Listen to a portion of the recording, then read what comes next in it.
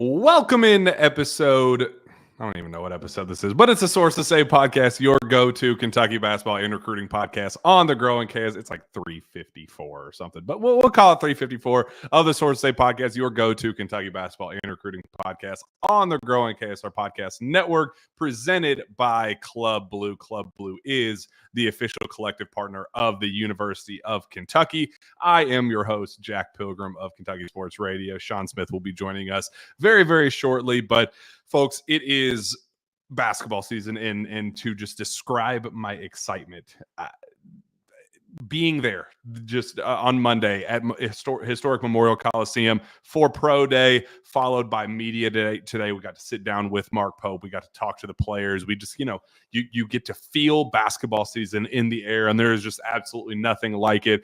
You could just kind of get that sense, talking to the players, talking to the coaches. You could just kind of understand that the vision and the hype and excitement of 6 months leading up to this point after Mark Pope rolled in on that bus back in April to this point is just tangible. Like they are ready to kind of just get that stuff behind them and get the real stuff rolling. We have Big Blue Madness coming up on Friday, and then we have the Blue White experience the following Friday, presented by Club Blue, as always. And then from there, exhibition games, and there we are. Kentucky basketball season is officially here. So obviously a very big week for us as a show, and we're going to have Sean on to talk about just the sit down and experience with Mark Pope. Just so unbelievably grateful for that opportunity to just kind of pick his brain a little bit, talk about more than just, hey, how are the nerves? You're the head coach at Kentucky. How do you feel now? It was a chance for us to kind of dig beneath the surface and kind of let his non-existent hair back and just kind of talk ball, kind of pick his brain about the X's and O's, like we've done with the film room sessions and things like that on this show. Talk about his recruiting philosophy, kind of what his why is as a coach. Just an unbelievable opportunity. And while we're waiting for Sean to jump on, kind of want to just talk about how we got to that point, because just the story behind it is just so rewarding and so unbelievably just it was a whirlwind, just how we went from point A to point B. So I mean, maybe May, or I guess it would have been May. June, I would say, we applied to get Pope on this show. Kind of we're told immediately it's going to be a long list. Everybody wants him to be on. Just kind of bear with us. It's going to, you're going to need some patience. So we said, that's fine. Totally understand whenever we can fit him in. Then it was recruiting season. Then it was, well, we got to get the players back on campus. Then we got this, then we got that. It just took so much time to kind of get to the point with him. And Sean talking about how the Pope interview happened. So we get on the list and we kind of just work our way down the queue, waiting. We get some assistants on, get the recruits on. We're working our way through it. And I finally get the text from the media relations department, and they say, your time has come. Let's make this happen. And so Thursday at 11:30 a.m. was going to be our scheduled interview. And we get on this very broadcast sitting, and we're going, all right, Pope, let's go, baby. We got the questions ready. We're cracking our knuckles. We're ready to get this thing rolling. And then he turns 11:35, 11:40, 11:45, and sweet Deb Moore, she was just doing her best to just kind of keep us in the loop of like, hey, they're in a staff meeting right now. This isn't normal. Just want you to know that as soon as he's ready, we're going to jump right into it. No biggie. So we're like, yeah, hey, no, with this, or get to interview Mark Pope. Who cares? Like, this is just, all of this is gravy. So then it kind of just, 11:50, 11:55, noon. We're like, we're getting stood up. Like, is this one of those deals where we're on a first date and we're, waiting for the girl to show up that never actually arrives? We're like, oh man, this really sucks. So Deb finally texts us and like, look, I don't know what happened. Something clearly did not go the way it was planned to, and we're going to have to postpone. I'm sorry. Tomorrow works for us, blah, blah, blah, blah. Heartbreak. We were kind of devastated. We're like, man, kind of feel like we're letting our listeners and fans down a little bit, that we hyped this show up so much. We were so excited for it. And then kind of, didn't get the chance to make it happen. My phone rings, and it's Mark Pope. And Mark Pope says, this isn't who we are. We're better than this. I'm sorry. How can I make it up to you? Can I buy you lunch? Can we do this? Can we do that? And we're like, whoa, whoa, whoa, whoa, whoa, whoa, whoa. Totally not necessary, Sean. Like, we're like, we just want an interview. That's all we care about. It doesn't matter how we get to that point. We just want the interview. I said, are we still good to go? He said, tomorrow in my office, let's make this happen. So what was going to be just a virtual interview like this, he was going to be just one of 3 boxes on this screen, turned into a, let me buy you lunch. Totally unnecessary. Said that was not necessary. Come into my office. Let's have a sit down. Let's have a chat. He was only supposed to be on for 20 minutes. And then when we got to the 20-minute mark, he just kind of kept going and going and going. And then Deb was just like, all right, 5 more minutes. We kind of see her in the corner of my eye. 5 more minutes. Let's kind of get this thing wrapped up. We hit that 5 minutes and Pope is just still bam, bam, bam, bam going. Unbelievably gracious with his time. Selfless, kind, above and beyond to make a slight inconvenience. It wasn't even like a massive inconvenience to us. It was just like, really wish we could have done it today, but it is what it is. And he goes out of his way to go above and beyond to make it right. We planned for it to look like this. Steven was out of town with, his professional Netflix documentary video camera and stuff. So we just kind of had to scramble to make the production quality look, somewhat presentable. He has the professional mics and the handhelds and all that stuff that we use for the rapid reaction, all that stuff. So Daniel, our producer, did an amazing job of just scrambling to put an in-person interview together when that was not supposed to be on his plate at all. So Daniel did a bang-up job editing and putting that thing together, and Pope did a bang-up job answering all of our dumb questions. So, Sean, absolute honor to have Coach Pope on, and we are very, very grateful for his time. Yeah, we are. What people didn't see was me and you sitting in this exact same setting, just waiting for him to pop up on the screen. And we're like, is it now? Is it going to be like, when is it? And then the look of before he called you, it was just we were crushed, because we're like, man, me and you had talked about the questions we were going to ask, but then it worked out for the better. Like the way that we got him in the setting that I'll go ahead and I was so nervous. And I don't know why, because I've done so many crazy things that I've never been nervous through, but it's like it hit me, but it wasn't nervous because of what we were doing as much as where we were. Like being able to look through that office and see those national championship banners hanging down the wall.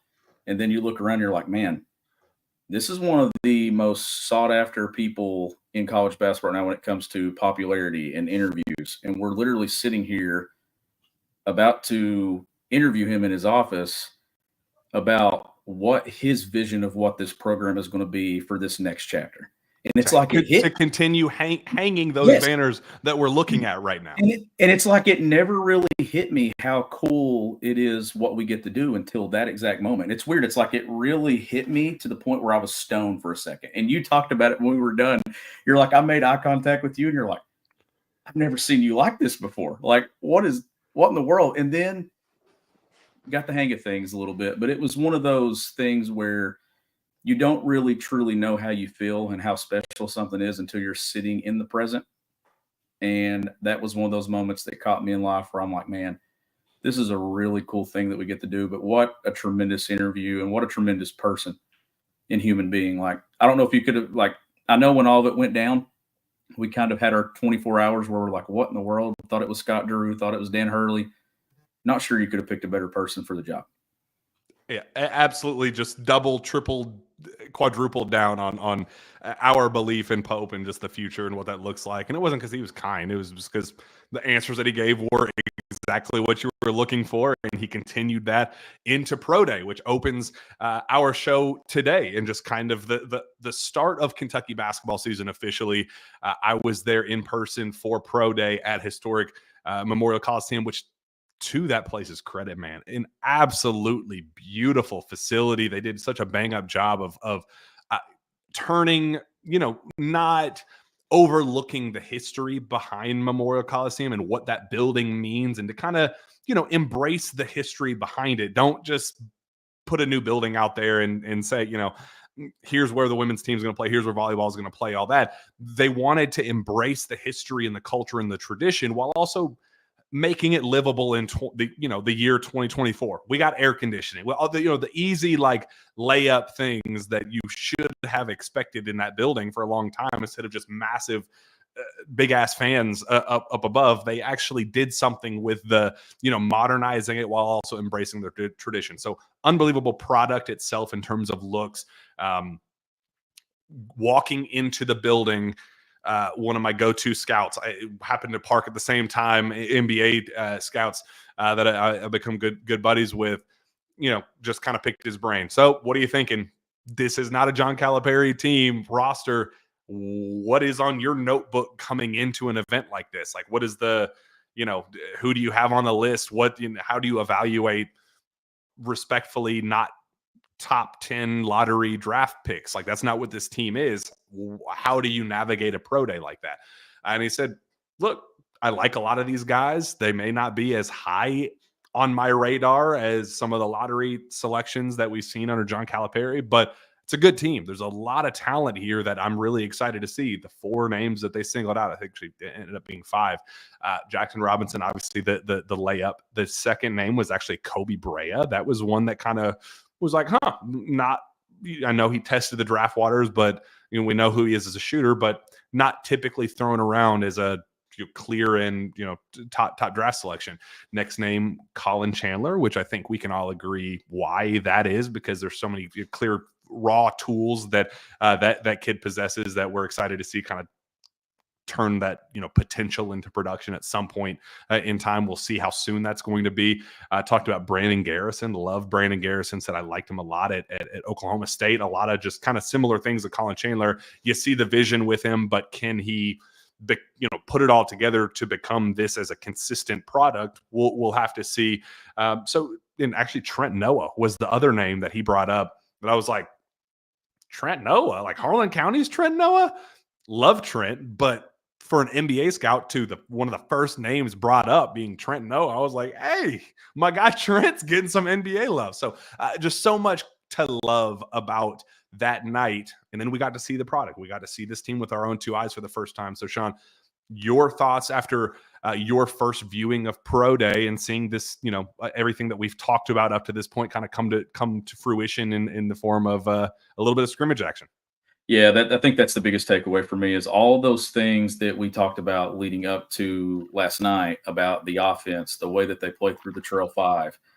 You got to see some of those things and some of the drill work that they were doing, how they kind of build up to that point. You got to see those guys that they got early, like a Lamont Butler and Amari Williams, those guys that are those defensive pillars that we talked about. There was a reason Pope went and got those first. You got to see them kind of make an impact on that end of the floor in settings. You posted the video of Lamont defending on those closeout situations where you're scrambling and closing and having to defend 3 or 4 different scenarios there on the defensive end of the floor. To me, it was about finally getting to see what had been a vision and now getting to actually look at it in all those pieces coming together. And it's a small taste of it. You're not really going to get the main course until you get into those exhibitions and the season opener. And obviously when they play Duke in Champions early, that'll be the big test. But I thought it was really cool to finally see some of those things take place. And how about this? I don't know if some of you all, I know you, I don't know if you went back and watched the replay, that word power play that me and you talked about back in July. Mark Pope said it on air. He said, that's a good power play, good power play. I can't remember who he was talking to, but he said it. So if you're a Sources Say listener, you knew about power plays well before Pro Day in October. So I thought that was really cool that he was able to say that on his mic'd up part. I would say one of my media buddies came up and talked, when you're there, you go, so what do you think? Are they going to be good? Are they going to be bad? What do you just have, small talk while you're there. And somebody came up and asked me, what do you think? And I said, I'm whelmed. I'm not overwhelmed. I'm not underwhelmed. They are exactly what I thought they would be, because as you guys have heard on this show, I'm confident about this team. I think they're going to be good. I think there are way too many pieces and tools and different skill sets that work together really well, that there's just too much talent on this team to not be good. How great can they be? No idea. None of us have any idea. The coaches don't know. You talk to people around the program, they say, we're not going to know until these games actually start to get a sense for what this looks like against competition. We know it's a good team. They're not going to stink. But can they be a Final Four team? Will they be a second weekend team? Will they be a NCAA tournament team? I definitely trend past opening weekend. And then just once we get past, second weekend on, I said on this show, I thought they'd be a, Sweet 16 team just to be safe. But do I think they have Final Four upside? Sure. You just don't know until you see it. What we did see, though, is the shooting. That is something that is so hyped up, and you hear about the 35 threes a game, and we assembled the best shot-making team in college basketball out of the transfer portal. You heard all of the things. You talked to the right people, and they said this team is a truly elite three-point shooting team, but you had to see it. You had to have the tangible product and know what that looked like.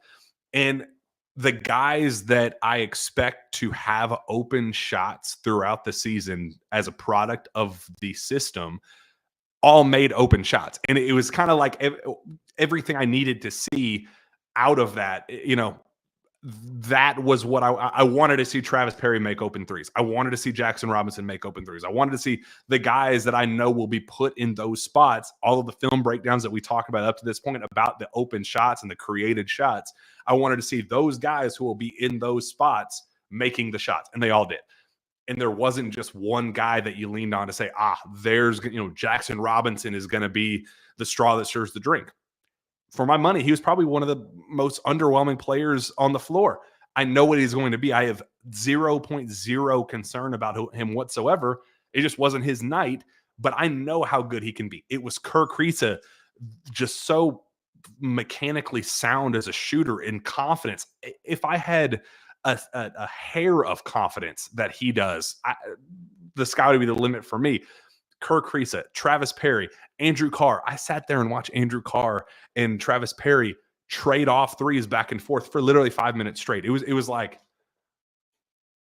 are we serious here? We heard Andrew Carr talk about Travis Perry this summer, say he made 59 straight of those corner threes. I saw him do it with my own two eyes. So the legendary stories and the mythical creature that became Travis Perry, I got to see them with my own two eyes. So a lot of it was just about kind of seeing the vision that we've heard about and thought about up to this point, seeing with my own two eyes. And they definitely have all of those puzzle pieces that are, now we're in the process of putting them together and seeing how they mesh. But I loved what I saw from a shooting perspective for a team that is going to be this team's identity first and foremost. It is. And then the spacing that they're going to play with, you were talking about the guys and how they play and who was standouts. And you're right. We have absolutely zero concerns about what Jackson Robinson's going to be when it matters.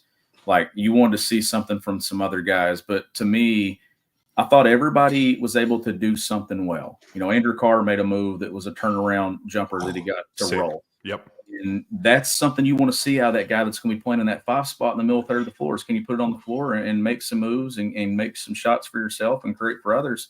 You saw that. All those actions we talked about, the away screen out of the trail spot, popping in for threes in the middle of the floor. You got to see some of that. You got to see some of the Miami action where you get the handoff right back off the dribble handoff, and you're going the opposite direction. Like, there's so many misdirection things that you're seeing. And here's the cool thing about it, Jack. I don't know how much they've got in. I'm sure the summer they were able to put the core of what they want to do, but being able to see an older team be able to run some things and move and play at the pace that they're playing at. I've said it since he got the job. The system is going to be what is so strong. And you saw pieces of the system in a pro day setting last night. And I thought that was really encouraging, because now you're seeing, to me, it's always been the question about this team to me is not its backcourt. It's about what happens in the front court, who emerges. Are you able to play all three? And because they're different. They're all three different in so many ways. But I saw some skill set things that allow me to believe that all three can thrive in this offense and in this system. Brandon Garrison, to me, is going to play his tail off. The energy, going and blocking shots, sprinting in and out of screens, just playing at a pace. And to me, the upside for him, Jack, is way, way up here. I don't know how much of it he reaches this season, But I saw glimpses of it from the moment the TV turned on last night to tell me that the ceiling that he can reach could really take this team to another level if he's able to figure it out at the pace that Mark Pope hopefully gets him there. But I still think that this team early is going to lean on Amari Williams, especially defensively. Andrew Carr is so smooth offensively, moves well, can step out and shoot the three ball across the board, man. And Lamont Butler got like a 30-minute segment, felt like last night, just basically drooling over the things that he can do on the floor. But his leadership at that position and the defender that he is, Jack, I mean, you've got guys that are specialists in a couple of roles at every spot on the floor. They may not be the overall complete player, but when you put it all together in a system, you got a complete system. And I think all these guys are going to chip in and perform. Couple of notes that I had, some of my bigger picture takeaways that I had. Amari Williams kind of frustrated me. He kind of made me mad because there is such a clear vision for him where he is the passer that I thought he was. He has the right reads. He has the feel that I just, you got to see. Like I said, you heard about it. It was about seeing him actually run. That we've talked about the importance of that 5 position, and you got to have a guy who can be the Ali Khalifa of BYU last season. Could Amari be that guy? And how much could you lean on Brandon Garrison to be that guy? I saw everything I needed to see with Amari that way. The first person that you see when you walk into that gym is Amari Williams. That dude is built like a Greek god. His shoulders are this freaking wide. His wingspan is ridiculous. He's, coming out of his jersey, jacked, absolutely jacked. And you go, damn, son, that dude is an SEC player if I've ever seen one. Whoa. And you see him play, and he has some of these stretches and spurts defensively where it's like, damn, he has the timing and the rhythm and this and that. Like, you sense it with him. And then you see Kirk Kriisa throw him a lob at the rim, and he goes up, and his elbow is above the rim, and he brings it back down and goes back up and kicks it back out for the 3. I'm like, buddy, tear the rim off. Go and be that physical freak that God has blessed you to be. That was my one. Like, I remember watching Bam Adebayo often at Kentucky and going, man, you were blessed in such a way that, like, dude, if I had that athleticism and build, you would have to come and surgically remove me from the rim because I would be hanging on it and doing pull-ups and all that. Amari Williams can be that guy beyond the feel and touch and defensive intensity and like Amari Williams is really good. I just don't know how good he realizes that he is and can be. So that's the guy that I kind of left there going, he's going to be good. I feel really, really good about Amari, but man, he has the potential to be Kentucky great. He just needs to kind of get past I came from Drexel. I'm a Drexel player. Like, you're not in the CAA anymore. Go be that dude because he has all of the tools and tangibles. Colin Chandler, kind of a similar vibe of, Brandon Garrison, kind of the potential, turning all that. You can see the clear rust, but then like every 6th possession, he'll do something where you're like, ooh, that might be a lottery pick. When? Is it this next draft? Is it in 3 drafts from now? No idea. But Colin Chandler has some of those tools where you go, that dude is a player who is going to make money playing one day. The burst and the agility and, him getting to the rim and the craft and touch around the basket. That's pro touch and pro craft. Shot, kind of clearly knocking some rust off, finding his groove with his jumper and things like that. But Colin Chandler's a guy that you go, man, there's something there. I just can't wait to see him take that potential and turn it into what he can be. Lamont Butler, absolute superstar defender. Like you said, my favorite player to watch, and just, you go, man, that's your point guard. That's your starting point guard. That's going to be your leader of the team. But those are some of my immediate takeaways. Who kind of jumped out for you? Who was the guy that you left going, man, I can't wait to see more of him, or I have a little bit more questions that I need answered with this guy? Honestly, it was more about seeing Lamont in that setting at UK for the first time to me, because that to me, the two most important spots for this team is who runs the point spot and who anchors the five. And ideally, I think it is going to be Amari Williams and Lamont Butler, especially because of their defensive awareness and the way that they can impact the game in that area of the floor. I think Lamont is going to take and make shots maybe more so than what people maybe think, instead of just being known as that defender. I know he's hit a big shot on one of the biggest stages in college basketball, but being able to impact it defensively, take care of the ball, be a leader in the huddle. Jackson Robinson is the guy that I'm the least worried about. I think we know the most about him. I think Mark Pope knows the most about him. I asked him about that the other day, and I was trying to get him to lean into saying, yeah, maybe I shouldn't go to him as much early. That way we can figure some other things out. But he was like, no, I'm going to lean to him. So then I'm sitting there and I'm like, I have the Ferrari. Yeah, I have the Ferrari. I'm going to drive it. But there was one thing about Amari is he went up for a lob with one hand. Saw that. And he missed it. And at first I was like, okay, was the pass off? And then I replayed it, and he's got to get that other hand up and just go get it. Like those plays, you cannot make one-handed plays in the SEC. If you do, somebody that I know well said that often. I'm trying to remember where I heard that from. I don't know. I don't know where you could have heard that. But you can't. And to me, when I looked at last night, I saw three things across the board. I saw guys that are instantly ready to impact the game now. I saw those guys that are in between breaking through and making a significant impact, but I also saw those developmental pieces in your program. I've not seen that at Kentucky in a long, long time, that type of balance across. And it was a pro day event. So being able to see that, to me, told me that Kentucky is going to be fine now. They're going to be fine in January and get better, but they're also laying the foundation for a program that is hopefully going to be able to have some retention. And I saw it across the board. But to me, Lamont Butler was the takeaway.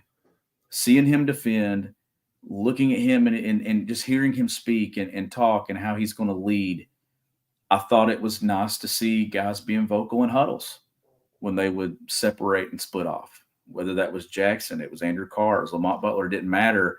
You got to have a lot of guys talk. Kirk Krissa. Like, there's going to be plenty of vocal guys on the floor that I'm not sure how much Mark Pope is going to have to do when it comes to that area of the team. But how about this too? The way Pope teaches the game is a breath of fresh air, isn't it? It's not as much coming at you. It's more so it's opportunities to teach. And he takes advantage of every single moment to teach the game. And you saw it last night. And on that note, with leaning on the players to be vocal and kind of establish themselves as vocal leaders, there were so many times that Mark Pope, watching him kind of coach and teach, hey, the stuff about him never yelling is so true. Like he sat there and just refused to raise his voice beyond like room volume. Like he was just sitting there and talking and just very calculated with every single word. But what really stood out was him when a player would make a mistake. He would say, Andrew Carr, what did you see there? What was the vision there for you? And Andrew Carr would then respond and say, well, I saw this, and this. Maybe I misread this, but next time, here's what I'm going to do. And Mark Pope said, okay, and continued. There wasn't a, no, idiot, here's what you're supposed to do. It was, I'm going to process. I'm going to see how you process this. I'm going to soak that in and say, okay, now I'm going to navigate that in a new way with how I'm going to teach this next possession. Or like he uses that as a teaching tool for himself to say, okay, one of my best players, Andrew Carr, I think is everything that we thought and expected out of him. He proved that. I think he's going to be a really, really high level guy. But if that guy kind of misread the situation, maybe it's on me. Maybe there was something that I didn't eloquently say or distribute, information in the way that needs to be processed properly.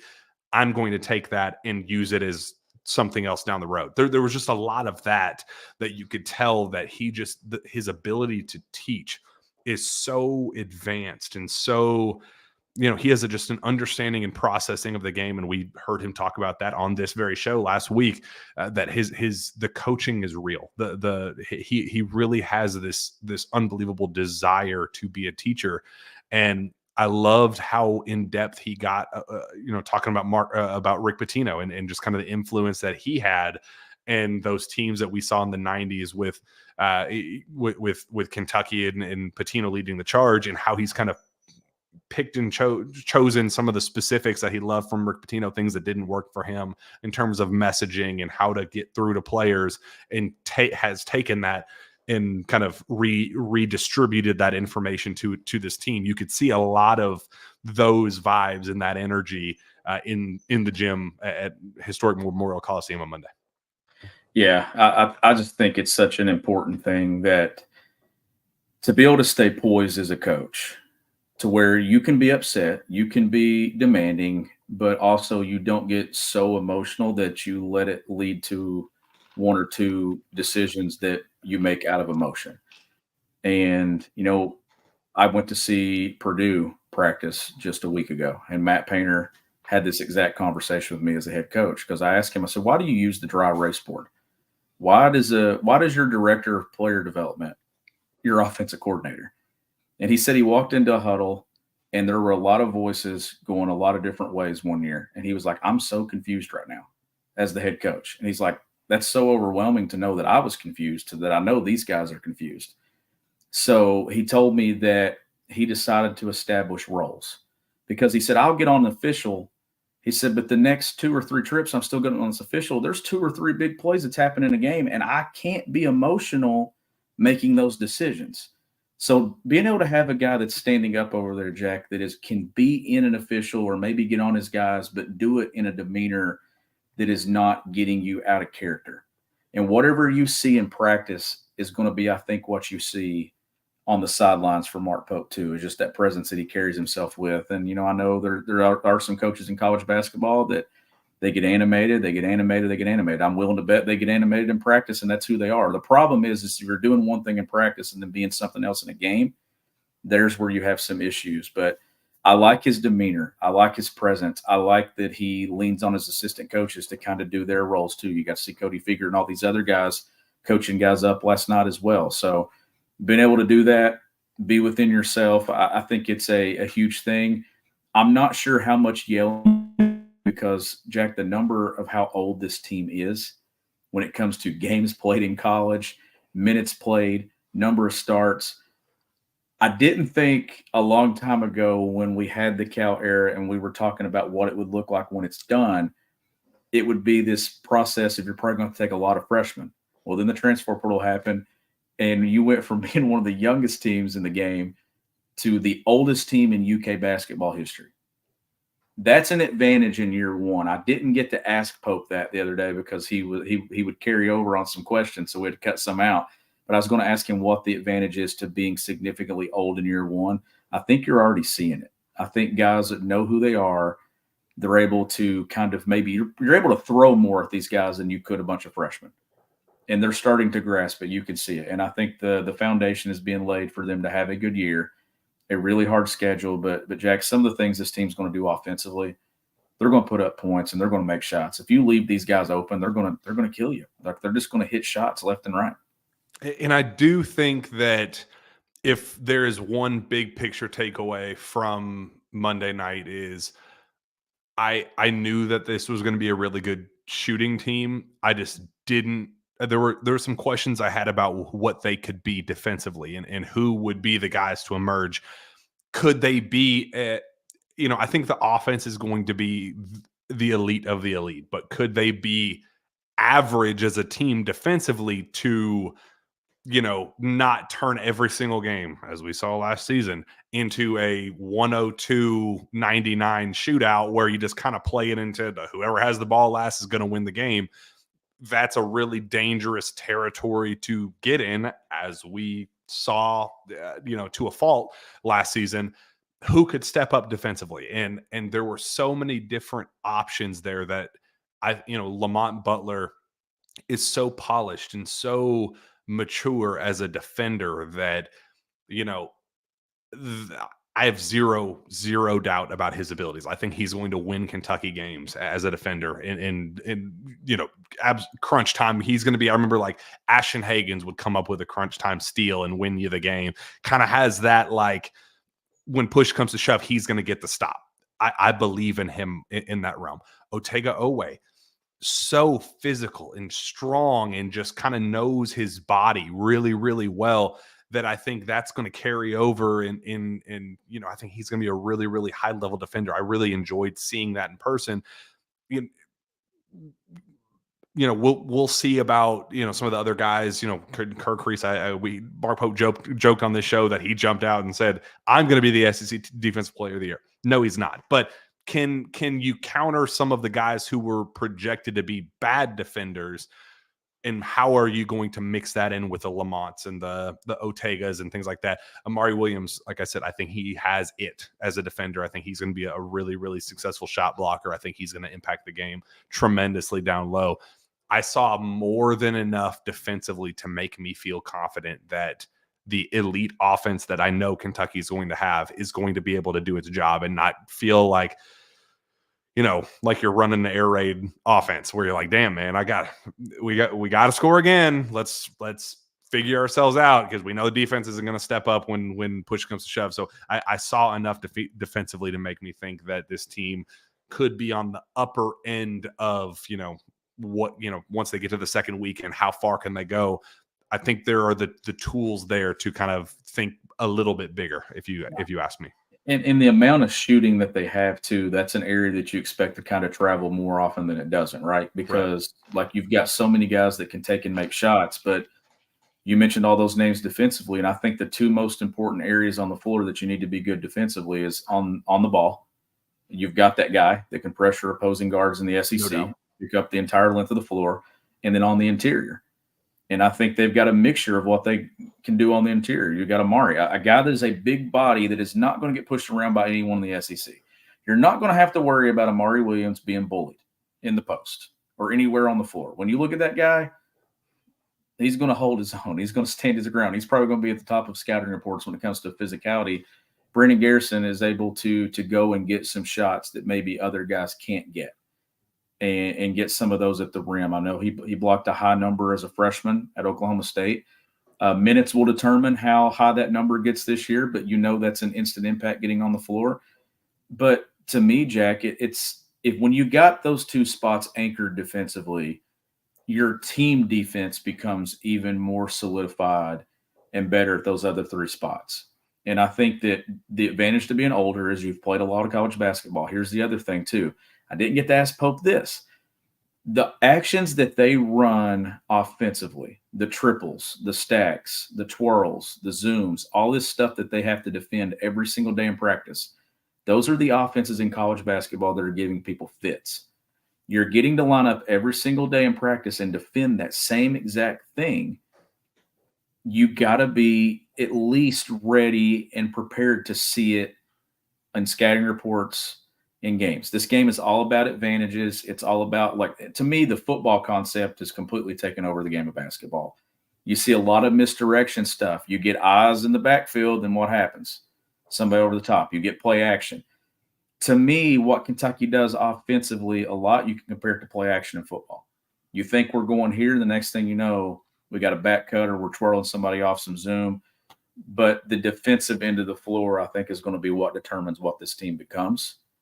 But I feel a lot more confident going into this season than I did last season because they got anchors in the right spots. And I think they got a roster full of guys that are trying to prove themselves. And here's the other thing. They got a lot of guys, Jack, that are the same capabilities in a lot of areas. What's going to be the deciding factor? Can you defend? Can you rebound? Do you have a toughness about you? And I think there's going to be a lot of guys on this team be able to check those boxes. Ernest Kirk Belcher asked, could we see full court press like Pitino teams? I don't think we'll see it to that extent, obviously. I mean, that was just in-your-face pressure. I think that you'll be able to see some things mixed in. I will tell you this that you'll see from Mark Pope. You're going to see a guy that's not afraid to mix it up. And you may, let's say there's 10 possessions there late in the second half. don't be surprised if you come down and you see Mark Pope sitting in a zone for 1 or 2, just to change the pace and the rhythm of the game. And when you got an older team, you can do that stuff on the fly. Now, will they pick up some full court and do some things out of dead ball situations and maybe some side outs or off free throws? A lot of teams do. Maybe just some token pressure. Having Lamont Butler on your team, though, Jack, it wouldn't shock me if that guy's picking up 94 feet. Otega, too. I mean, Otega's that guy, too. Just to disrupt, and maybe you mix it up on who's picking up and things. I see the ability to switch at a lot of spots, too. Want to get into situations and things and see how they defend ball screens. How do they defend these dribble handoffs? Talking about that too the other day with Pope and stuff. Well, there's so many dribble handoffs now in the game of basketball, and like that Miami action that's immediately getting one off of a ball screen. Just the way that those are blended in, I think that and when I went out and did my tour last week, I saw so many different coverages for ball screens. I saw so many different things that teams are doing for dribble handoffs. Like the game is continuing to evolve. And I think at some point we're going to come up with ways to defend this and defend that. And all these triples and things that Mark Pope was talking about the other day, it's keeping coaches awake at night on the defensive end, but it's probably earning people jobs on the offensive end, because if you're doing it, you're ahead of the game. So I like what I saw. I can't wait to see it against somebody else that's not ourselves, though. That is the thing. And it's coming. Like, we're just 2 weeks away from getting to see that. But, Jack, I think that there's a team in Lexington that fans are going to fall in love with, that I'm not ready to claim being a Final Four team or a national championship team. I think if you do that at this point, you're probably just being a homer and you're probably hoping. But it's going to be a team that I think when it comes down to it, they're going to be prepared to win more than what we just had because of the veteran leadership. They shoot the ball very well, the system that they run, and I do think that this team will be better defensively. Now, how high? I don't know. But I think that this is a team that's going to rank up there in KenPom in both areas and be at least a contender when it comes to SEC play and winning some games in the NCAA tournament. I saw enough in just a pro day setting to tell me they got some guys.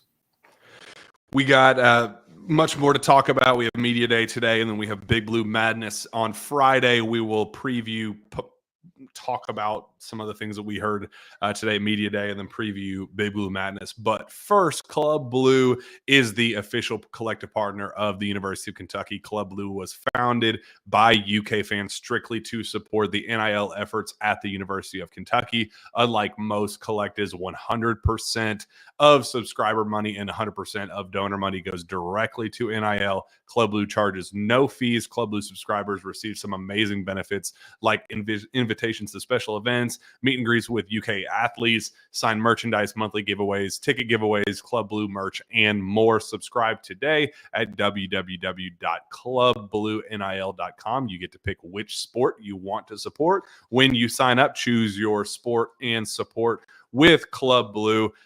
Can't wait for that blue-white experience next week. I'm just counting down the days for it. But until then, we had Media Day today, and Sean, it was cool. I know I'm not sure you got to catch any of it, but really cool to just kind of see these kids. Pope, obviously, him in his own right, but talking to the kids, and Kerr Kriisa being a good example, and Colin Chandler, guys with unique stories and backgrounds and where they came from, and asking them, if you were to tell you as a 16-year-old, 17-year-old that you would be sitting in this chair today, would you believe you? Like, how would you feel?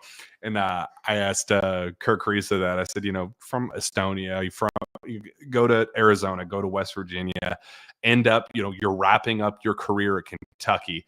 What would you tell yourself if you realize at the beginning of your basketball journey that this is where it would end? And he said, I would say you're bullshitting. Like, just such appreciation for all of these guys, that understanding where they are in this opportunity. Every single one of them. Andrew Carr, came from Delaware, starting his career there and just kind of working his way up to get to this point. Colin Chandler, I asked him, you've taken a lot of leaps of faith in your life. I mean, to the point of giving up competitive basketball for 2 years to pursue your faith. I mean, that's an unbelievably noble thing of you to do, and following your heart and following God. I mean, that's a really cool thing to do. But you are also Mark Pope's first commitment coming to Kentucky. That took some, that was some blind trust and faith, a leap of faith to, trust Pope and his vision that the team that you're going to be joining is going to be competitive, that the move to Lexington is going to be what you're looking for, leaving family, doing all that. And he said, I knew 3 years ago that Mark Pope was going to be the only coach that I would ever play for, and that never changed.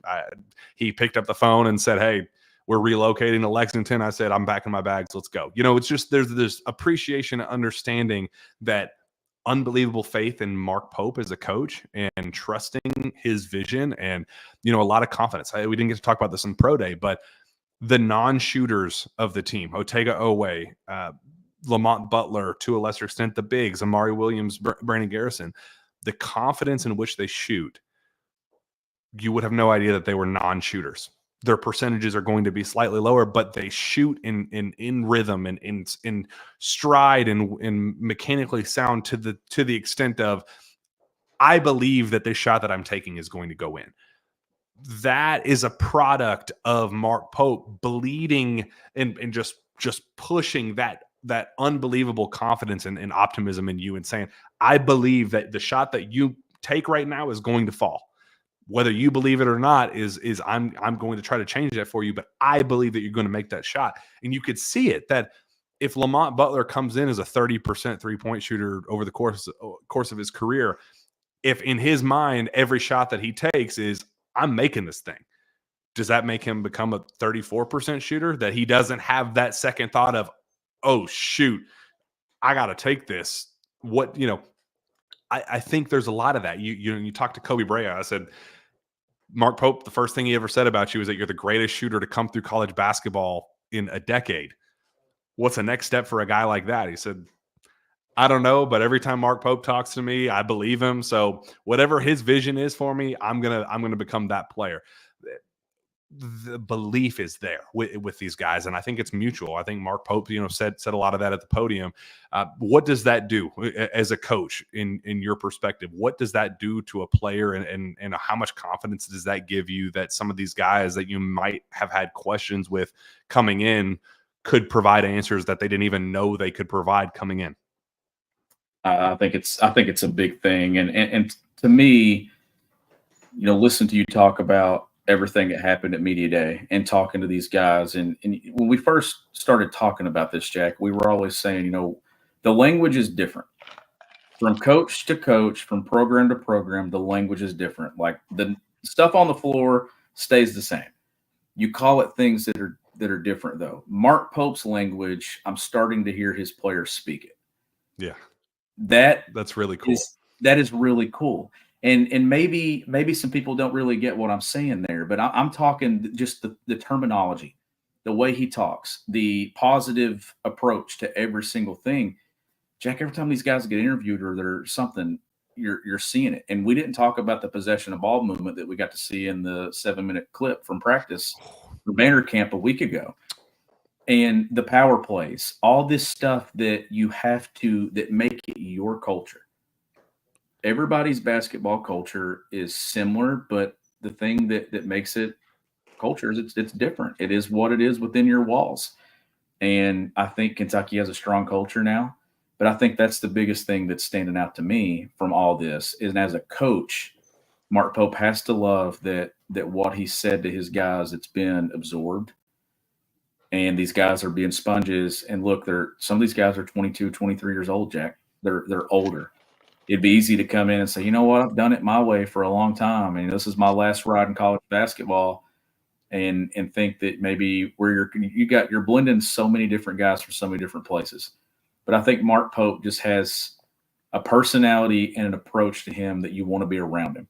Like just spending 40, 45 minutes with him the other day, man, I'm so convinced that he's 100% the right guy to take Kentucky to the 9th national championship just from being in his presence. Like, if that guy walks in my living room and talks to me, I'm probably going to feel much better about myself than what I did right before he walked in the door. And you're seeing his players and hearing him speak his language. And I think you're going to see his personality bleed throughout this team.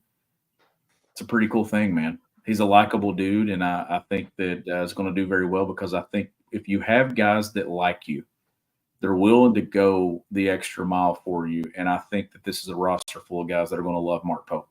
A couple other quick takeaways from media day. He opens up, he sits down, he says, there's a Japanese proverb that I heard in church on Sunday, and it was just like, that's a hell of a way to start your debut media day press conference.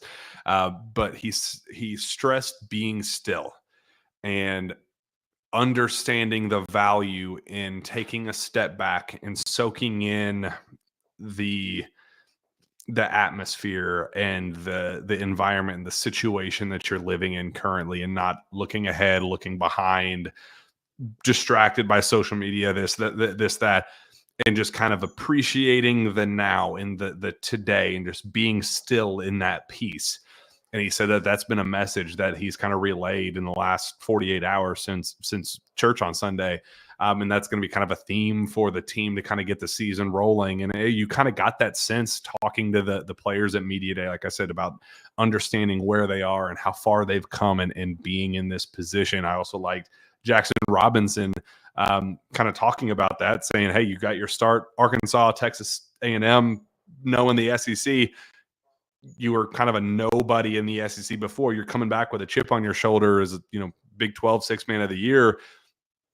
What is that? How does that change your mindset coming into the season? And he said, let's just say I have a game circled on my calendar this year that I want to prove some people wrong. I want to kind of understand the platform that I have now at Kentucky to be an all SEC player. He said that he wanted to be an all SEC, all American type of player. He wants to be a draft pick. He wants to kind of get the accolades that he knows he's confident he can get, that he doesn't feel that he got the chance to do at his prior stops at Arkansas and Texas A&M. So I thought that part was really fascinating. But Mark Pope, cute little moment. There was a guest reporter, a little kid reporter that came in, and from the Ronald McDonald House, a really cool, just kind of small story. Mark Pope gave him the first question and let him kind of just, soak in the opportunity. And it's just a really refreshing day at Memorial Coliseum. You could just tell that it's a new era of college basketball. And then we followed that up with Kenny Brooks coming in to talk about the women's program. And there was just kind of this, he's not a rah-rah cheerleader guy. Kenny Brooks was just very calculated and to the point, and saying, I think the product that we're going to put together is really, really special. You just had that sense in that room with both coaches, both teams, talking, that there's a lot of excitement surrounding Kentucky basketball coming into this fall that I don't remember the last time I felt this. It's been a really long time since we had just this freshness in the air, and it has me just counting down the minutes to Big Blue Madness on Friday. I'll tell you that much. Yeah, it's such a good vibe there. I know they had open practice there for the women's program today, and I know somebody that went and got to stay the additional time as a coach. And just talking about the vibes there, the vibes with the men's program. You got football that's starting to turn the corner and have some of that success again. It feels like everything's kind of right here, and the environment's right. I'm looking forward to seeing what all is out there for Big Blue Madness, what the environment is like, and kind of the performance and the show that they put on. But the more that we move through here, though, like blue, white, and all these things, I'm just so ready to get an opponent and really be able to talk about, what this team can do and what this program can do. And I know Mark Pope is ready, because it's been talking season for an extended period of time. He's done more talking probably in the last 4 months of his life than he has his entire life. And Mark Pope likes to talk. And he's done a lot of it. And he tells us he sleeps, Jack, but I'm still convinced he doesn't. I love that. I love that so much. He was like, just give me 10 seconds. Watch me. Give me 10 seconds. Yeah. I'll take the quickest nap you've ever seen in your life. But no, so much good is happening, right now at Kentucky. And just remember that when they lose a game, that the foundation is being laid. This program is going to be better in March than it is in November. This is the type of team and program that I think is going to continue to get better as the season goes along. Man, I just can't wait to start talking about quad one wins. Like we know. Damn, there's nothing you love more. There's nothing you love more. No, there's not. And I saw somebody talking about, wedge when he says wedge, and I know the term wedge in basketball would be like a screen to screener. You're hitting somebody that's moving into an action on the ball, just trying to hit that defender. And I know Kentucky does a lot of that stuff on the offensive end of the floor. You're going to see a lot of screen to screener sets and things that they do. Those triples that Mark Pope's talking about. The game of basketball now, Jack, like we went through this period where a lot of two-man action that you would see, especially in the NBA with guys standing and waiting to knock down threes. You're starting to see so many triples now. That's what Mark Pope was talking to me and you about, where you get guys in these situations where you twirl those long curls and stuff out of Zoom. But so many cool things that this team is going to do offensively. But, man, I just can't wait until we get that first opponent. I don't care who it is in those exhibition schedules. Kentucky Wesleyan doesn't matter. Just seeing somebody else over there to the point that we can actually talk about Amari Williams did this, Kobe Brad did this, Mark Pope, did you see what they just ran? Did you see what they did defensively? The excitement's been building for me for months, and it's almost here. Well, we will get to see them in action on Friday inside Rupp Arena for Big Blue Madness. Mark Pope's first.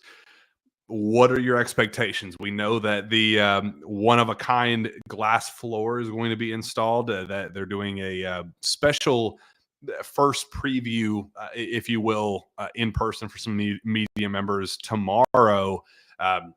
Really, really cool thing that they're going to do. The big news of the day, though, is none other than Ricky P making his return to Lexington. How funny is it that we talk about this with Mark Pope and the impact that Rick Pitino made on him and his career and his life, and Pope talking about how Pitino changed his DNA, who he was, how he walked into rooms, and just the persona and mindset to approach to life that Pope has is a product of Rick Pitino. Now Rick tweets that he is going to be back in Lexington at Kroger Field for Kentucky's football matchup against Vanderbilt. What are your thoughts on Big Blue Madness? Do you think that he makes his way into Rupp Arena? Do you think that they have the guts to introduce him in front of Big Blue Nation at Rupp Arena and say, and now former Kentucky head coach and Hall of Famer Rick Pitino? Are we there yet? Is that is that is it time? I'll say this. I hope it is. But isn't it just a little weird that like we're still talking about a guy who has his own program that if you could see, let's say both of them get in the NCAA tournament, you can see Rick Pitino and Kentucky, St. John's, Kentucky going at it in the NCAA tournament. Like this, it's not Iona, it's not like it's exactly. Well, if they make the tournament, then there's a shot that we play Pitino. It's like St. John's could be a player in college basketball this year, and there's a chance the team that I talk about Pope facing and could lose in the Sweet 16. You could envision a scenario where Rick Pitino leads St. John's to a Sweet 16, and it turns into a, it's there. It's at least something worth discussing, which it's interesting. It's very interesting. It is, but at the same time, I think that the biggest thing that I take away is timing, right? Like time can take care of a lot of things, and time can really make things right. And here we are to a point to where I think if they do introduce him, I think he receives a loud cheer. Mm-hmm. And for what he did at Kentucky. And maybe this is all setting up for something bigger when Rick Pitino's career in coaching is actually finished. Maybe that's the ambassador of the program. Well, do you remember John Calipari taking the podium and being the first person to say, it's time to wrap our arms back around Rick Pitino. Do you remember that? And I remember at the time thinking, ooh, that's a really polarizing take that the head coach of Kentucky, a Hall of Famer, and, you know, everything he says turns into a press clipping and a viral TikTok video. Like, that's a big statement for John Calipari to say it's time for, you know, Kentucky to wrap its arms back around his former villain of a rival coach at Louisville, Rick Pitino. That was a statement, but I kind of remember thinking, like, maybe it's a state, you know, it's not going to happen. Even talking about it is dumb right now, but like, it's kind of setting the foundation and setting kind of just for the future of that day is going to come eventually. Let's not just kind of go into it willy-nilly and just one random Tuesday night at 9 p.m. Rick Pitino is your special guest. Why? And you go, hell no. You kind of had to ease into it. And I think that moment when Mark Pope was named head coach, and obviously Pitino did a good job leading up to that of kind of promoting his guy, but you expect him to do that. But when the fan base was at its peak anxiety and going, oh my God, this isn't Dan Hurley, this isn't Scott Drew, this isn't Billy Donovan or Jay Wright, or go down the list. Rick Pitino was the first person to put out a 5-minute video that said he's not Dan Hurley, he's not Billy Donovan, he's not Jay Wright, but he's going to be. And that's what Kentucky fans need to understand. And that was the first time that Kentucky fans, I think, kind of took a step back and said, maybe he's right. And that was the door cracking open, and Mark Pope then jumping in and saying, hell yeah, Rick Pitino is my guy. He's coming back here. We're playing St. John's. At his introductory press conference, he kind of set the mood for like this day, that it's not a crazy thing to talk about Rick Pitino being introduced to Big Blue Madness, coming out doing the Y. Like, I think it won't be a unanimous positive return, but like, it's going to be 85-15 most likely at minimum, maybe like 90, 95, 10, 5 of positive. Like, there might be some scattered boos, but I think Rick Pitino will be embraced by this fan base, however it is, whether it's Big Blue Madness. I have a pretty good feeling that he'll get some type of introduction at Kroger Field. How is it what is the reception going to be, and how can Kentucky kind of navigate this to make the feedback as good as possible? I think that Mark Pope has bridged that. I think Mark Pope's the bridge from, frustration to moving on to kind of redemption when it comes to things, because if you love Mark Pope, then I think you got to love Rick Pitino. And that's how I see it. And I think that maybe we don't get to this point if Mark Pope's not the head coach of Kentucky. But it's almost like, you mentioned it a moment ago, but it's almost like Rick Pitino kind of unified Kentucky fans in that one moment. That was the first time where Rick said it. So we're like, man, just watching the emotion and the love that was coming out of Rick Pitino that day when he spoke sold me. He was almost emotional. It was an emotional moment where he was like, listen to the words I'm saying, guys. He's not Dan Hurley, but I'm telling you he's going to be. It kind of had this like, It was real. Yeah, I kind of see it. He made you believe in a way where it's like, okay, maybe he is genuine. And I know Rick Pitino, like, I get it. I understand it. Like, I never want to minimize like the fans that are looking at this, taking a step back and going, am I crazy? Or did this guy not flip me the bird on his way out the last time he was in Rupp Arena? F this guy. Like, I don't want to minimize those feelings. I understand that. But there is something to be said about that was his role in that moment as the rival head coach. That's what you would expect him in that position to be. And there is time to heal wounds. There's time for grace, and there's time for, togetherness and kind of understanding of, hey, I messed up. Like, do I think? And I think Pitino has done a really good job in the media opportunities he's had of saying, I messed up. I really did wrong by Kentucky basketball, the fan base, the program, leaving the way he did, and just kind of he has admitted his fault in different ways. And is he BSing just to get back on his good side because Louisville is, just it's an ego thing? You don't know, and that's for him and him only to know. But I am somebody that believes in second chances. I'm somebody who believes in grace. And I think Rick Pitino, a guy who I've said some pretty nasty stuff about, and some people even tweeted at me, were like, you're open to Rick Pitino coming back when you said this about him? I'm like, yeah, absolutely. If he's willing to accept my, I said that about him and he's willing to move on past that, I can kind of have the same view in response. I'm ready for it. I hope that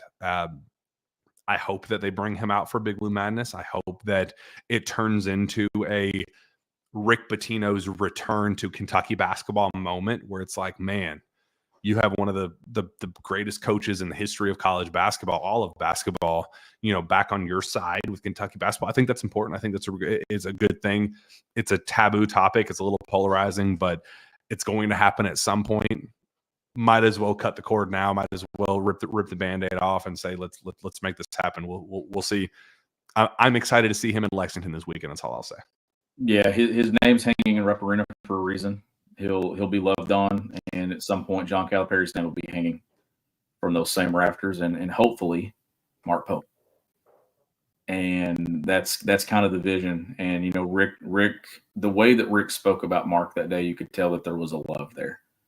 And I think that was the moment that everybody decided to wrap their arms around Mark Pope, bring him home, welcome him in, and then Mark Pope is going to do the same thing for Rick Pitino in this program. It's a pretty cool thing. And yes, somebody asked earlier, there will be a poster on the wall behind me at some point. Not this wall, because the next time you see me, it'll be in my new place. So that's kind of the hold up tonight and getting everything started. So we'll have a lot of stuff on the wall, hopefully, behind me pretty soon. But a poster will be up. It'd be Jack, if I didn't have that random Kentucky basketball poster up behind me now, it wouldn't be source to say. It wouldn't be source to say. Or you doing it from your phone in the car. I've not done that in a long time. Somewhere, It's been a long time. It's been a year since I've done a car episode. Actually, a little bit over a year. I feel like our listeners should speaking of getting back on good terms with Rick Pitino. I feel like some of our listeners should give us an appreciation for not having unbelievably massive technical difficulties in a really long time. And watch, the next show that we do is going to be the worst of all time. There we go. See, they knew he would do that on purpose, jerk. But it was awesome. Caden Lewis will be in attendance also for Big Blue Madness. That's a big one. That's one that Kentucky is in position to kind of close on sooner rather than later. We'll see what happens there. He'll be there this weekend. It's his last visit. He's going to commit early November. I personally wouldn't trade Kentucky's position with anybody right now, and he very well could be the point guard of the future for Kentucky basketball. So that's a name to know. That's a name to get used to. And if you are in attendance at Big Blue Madness, scream at Caden Lewis at the top of your lungs, make signs, show that kid some love. And they're Caleb Wilson, some of these other guys, Chris Cenac, really gaining traction and picking up some recruiting momentum with some of these guys, where you're starting to see the vision come together of that. The number one recruiting class is very much within reach for Mark Pope, which to say that where we started and the reputation that he had as a recruiter coming in, just unbelievable. Like it really does blow my mind how quickly he's been able to gain traction in that regard. So it starts with a Caden Lewis. Let's get him wrapped up. Let's get him signed, sealed, delivered, and then let's go close on one of these guys, Chris Cenac. Let's get him committed. Let's get Caleb Wilson, one of these guys. I think it's within reach. We'll see what happens. This visit we're talking about right now with Nicola Bundello actually just got canceled. So Won't be that guy. Like a Daniel, how quickly he exited out of that one. But I was like, I got taller. I didn't know. Like, comment, and subscribe. I'm glad I had a shirt on, Daniel. Thanks a lot. Like the ribbon goes away. See, J-Rock said he misses the car episodes with you. See, You know, if it were acceptable for one more, I would definitely set up shop in my car. But I would hang the poster like just somehow tape it up between the headrests of the seats. Get blowing in the AC in the car. Well, it's gonna be a blast. I can't wait for Big Blue Madness Friday night at Rupp Arena. It's going to be awesome. Can't wait. Kentucky basketball season is here, Sean. Make sure you go subscribe to KSR Plus. All the action and intel is over there.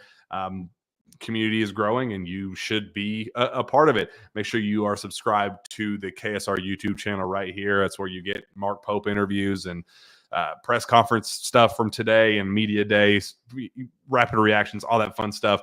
Continuing on over there, and keep following the show because we have a lot of fun. We are goofballs who get to talk about Kentucky basketball for a living. So life could be a whole lot worse. You can find my work at Jack Pilgrim KSR on Twitter. Sean, where can fans find your work? I'm so glad that we do this now at _Coach S. Smith. It's so much easier to remember my handle. Thank you, Daniel. I enjoyed watching you struggle and squirm back in the day when you do that. So I think Daniel's kind of giving you an easy way out. I'm surprised he didn't take it away. Glad I already said it, Daniel. All right, we'll be back. I don't know next week for certain, but we did talk today, maybe about ramping up about during basketball season, doing multiple shows a week. So we're gonna get back on that normal schedule, these Tuesday night shows, and then we're gonna kind of try to fit in some other quicker ones to give more of a daily update, if you will, of the happenings around Lexington and Joe Kraft Center and Kentucky basketball. So you do not want to miss that. We will see you next time.